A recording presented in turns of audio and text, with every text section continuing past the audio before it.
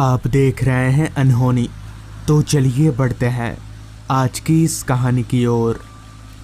इस बार गर्मियों की छुट्टियों में मैंने राहुल को अपने गांव घुमाने का वादा किया था और मैं अपना वादा कभी नहीं तोड़ता, फिर चाहे जान ही क्यों ना चली जाए। लिहाजा छुट्टी अनाउंस होते ही हम दोनों अपना अपना सामान समेटने लगे। हॉस्टल से मेरा गांव थोड़ा दूर जरूर था, मगर वहां पहुंचने के लिए साधनों की कोई कमी नहीं थी। बस, ट्रेन, सब कुछ यहां से मेरे गांव जाती थी, मगर बस से जाना ज़्यादा आसान होता क्योंकि गांव के बस स्टॉप से मेरा घर रेलवे स्टेशन के मुकाबले ज़्यादा नज़दीक पड़ता है। तो हमने ये पक्का किया कि हम बस से ही जाएंगे और आज शाम ही निकलेंगे। शाम के वक्त निकलने के दो कारण थे।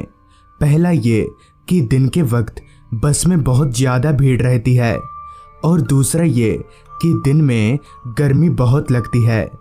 सारी तैयारी हो जाने के बाद शाम के तकरीबन 5:30 बजे तक हम लोग हॉस्टल से निकल गए। मेरे गांव जाने वाली बस हॉस्टल के बाहर से ही मिलती है, तो हमें कहीं जाने की ज़रूरत नहीं थी। हमें बस वहां खड़े रहकर बस के आने का इंतज़ार करना था। कुछ ही देर में हमारी बस भी आ गई। हम दोनों बस में चढ़े और एक एक सीट पकड़कर बैठ गए। शाम का वक्त होने की वजह से उतनी गर्मी नहीं लग रही थी। अंधेरा भी लगभग हो ही चुका था। मेरा गांव थोड़ा दूर था, तो यकीनन वहां पहुंचते पहुंचते हमें रात हो जाएगी। बस पूरी रफ्तार से रास्ते पर दौड़े जा रही थी। कुछ ही देर में बस मेरे गांव के बस स्टॉप पर रुकी। मैं और राहुल जब हम दोनों बस से उतरे तब घड़ी में रात के 9:15 बज रहे थे। हालांकि मैं काफ़ी सालों के बाद अपने गांव आया था, मगर फिर भी मुझे रास्ता घाट पहचानने में कोई दिक्कत नहीं हो रही थी क्योंकि इतने सालों में गांव में कुछ भी नहीं बदला। वही खाली रोड, जंगल और अंधेरा। अभी मैं और राहुल चारों तरफ देख ही रहे थे, तभी राहुल मुझसे बोला, यार यहाँ से अब तेरे घर कैसे जाना है? इस पर मैं बोला, यहाँ से पैदल, और क्या, ज़्यादा दूर नहीं है गांव। लिहाजा मैं और राहुल हम दोनों गांव की ओर आगे बढ़ने लगे। लेकिन पता नहीं क्यों राहुल थोड़ा डर रहा था, जिस पर मैंने राहुल से पूछा, क्या हुआ राहुल, डर क्यों रहा है तू? इस पर राहुल बोला, नहीं, डर नहीं रहा, पर ये रास्ता इतना डरावना क्यों लग रहा है? इस पर मैंने बोला, गांव में सब ऐसा ही होता है, डर मत, मैं हूं ना। मगर सच में वो रास्ता कुछ ज़्यादा ही डरावना लग रहा था। खैर, अभी हम लोग चल ही रहे थे कि तभी अचानक ही चारों तरफ रोशनी हो गई। सिर उठाकर आसमान की ओर देखा तो बिजलियां चमक रही थीं, पर थोड़ी देर पहले तक तो मौसम बिल्कुल सही था। तो फिर अचानक से ये क्या हो गया? ऊपर से अभी हम जिस रास्ते पर थे उस पर चलते चलते अगर बारिश आ गई तो हम बुरी तरह से फंस जाएंगे, क्योंकि इस रास्ते पर दूर दूर तक एक भी घर या दुकान नहीं था। मैं यही मना रहा था, बस बारिश में भीगने से पहले हम घर पहुंच जाएं।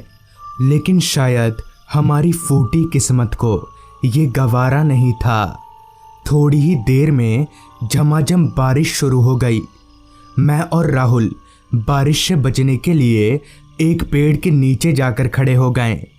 मौसम ने जितनी जल्दी अपना रंग बदला था, उतनी जल्दी शायद गिरगिट भी नहीं बदलता। काले घने बादलों ने आसमान को ऐसे जकड़ लिया था जैसे बारिश कभी बंद ही नहीं होगी। तूफानी हवाओं में हिलते पेड़ और रह रहकर गरजते बादल माहौल को और भी ज़्यादा डरावना बना रहे थे। जिस पेड़ के नीचे हम खड़े थे, कुछ देर तक तो उस पेड़ ने हमें भीगने से बचाए रखा, मगर जब बारिश और तेज हो गई तब उस पेड़ ने भी अपने हाथ खड़े कर लिए। तभी राहुल बोला, यार यहाँ तो हम भीग रहे हैं, अब क्या करें?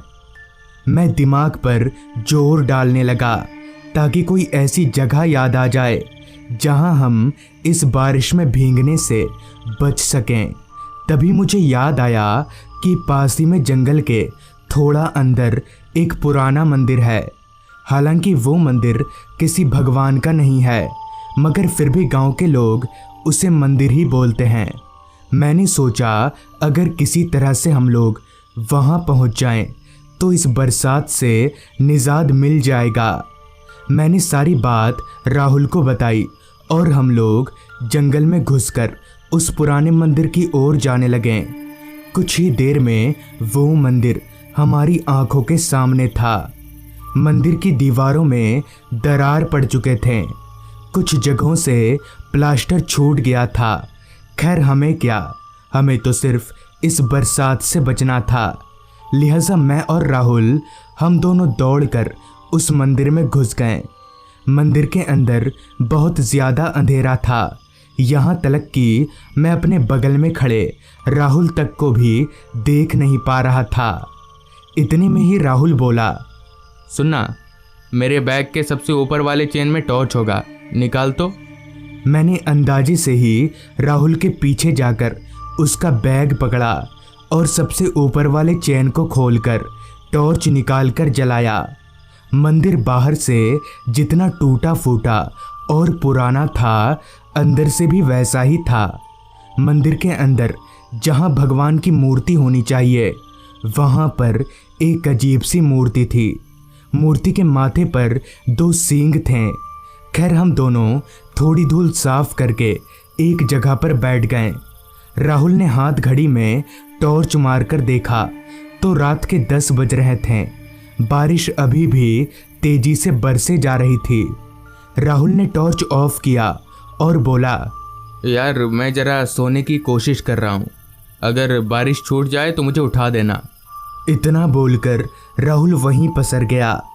बाहर से एक हल्की सी धुंधली रोशनी मंदिर के अंदर आ रही थी, मगर वो रोशनी बहुत हल्की और धीमी थी।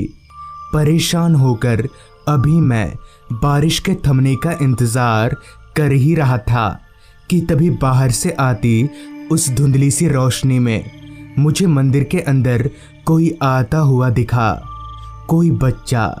मैंने उस परछाई को ध्यान से देखने की कोशिश की, मगर पता नहीं वो मेरी आंखों से कहीं ओझल हो गया।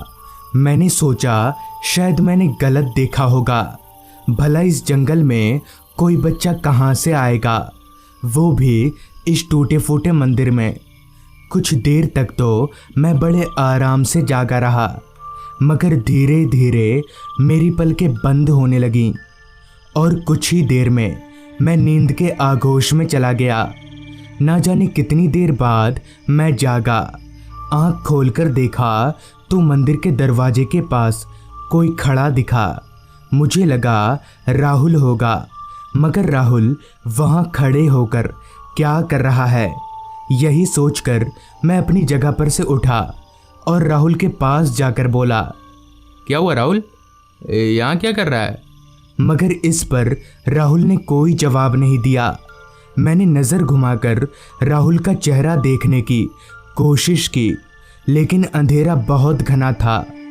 राहुल से कोई जवाब ना पाकर मैंने उसके कंधे पर हाथ रखते हुए कहा, क्या हुआ रे, क्या सोच रहा है? तभी राहुल बोला, अमन, वहाँ किससे बात कर रहा है?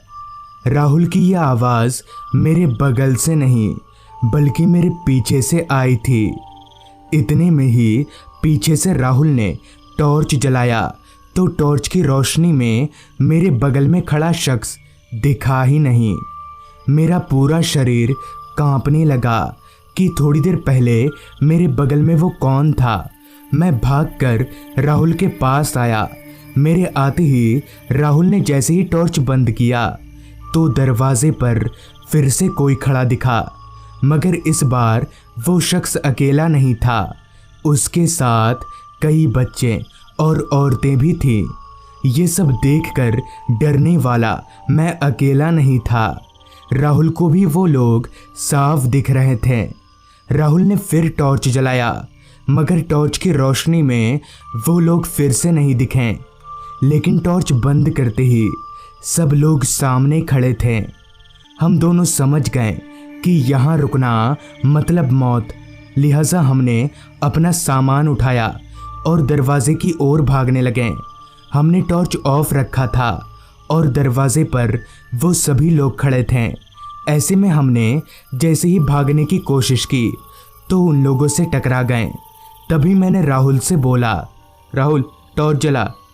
राहुल ने टॉर्च जलाया और उन सभी लोगों के गायब होते ही हम लोग जैसे तैसे वहाँ से भागे और घर पहुंचकर हमने सबको पूरी बात बता दी।